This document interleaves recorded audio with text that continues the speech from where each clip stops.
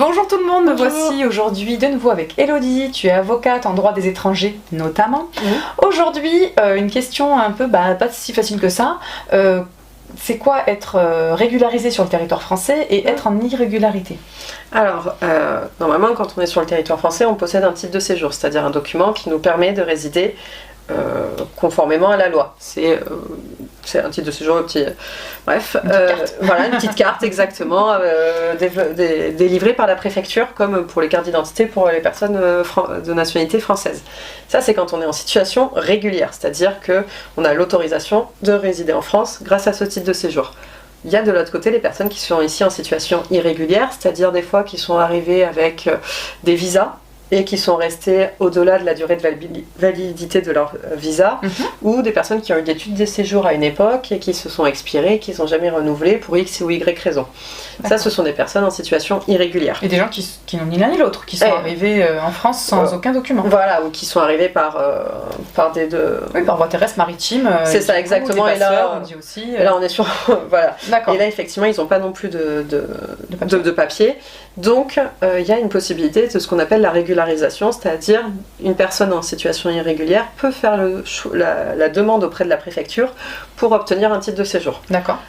Il vaut mieux être accompagné par un avocat parce que faut s'accrocher. Oui. Il faut s'accrocher. Les demandes de régularisation, le plus souvent, et je parle malheureusement sur la loi qui commence à... La future loi va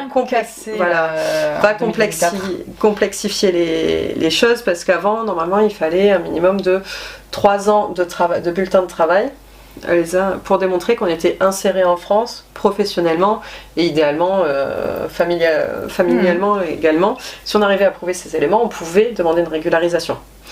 Maintenant, ça va être beaucoup plus compliqué. D'accord. Oui, les critères se sont durcis et... Voilà, même pas envie de vous en parler, ça déprime. Donc en tout cas, ce que je trouve intéressant, c'est que j'avais jamais pensé qu'il fallait un avocat ou une avocate, parce que je me suis dit, des fois, ça suffit d'avoir une assistante sociale ou un juriste. Mais visiblement, vu tout ce que tu m'as dit en off, une avocate, c'est quand même bien, quoi. En fait, c'est que juristes, ils peuvent faire un certain nombre d'éléments. Enfin, il y a beaucoup de personnes, si vous avez des associations super qui vous aident, génial, tant que vous êtes aidé, parce que déjà, quand on est en situation irrégulière, on est le plus souvent isolé.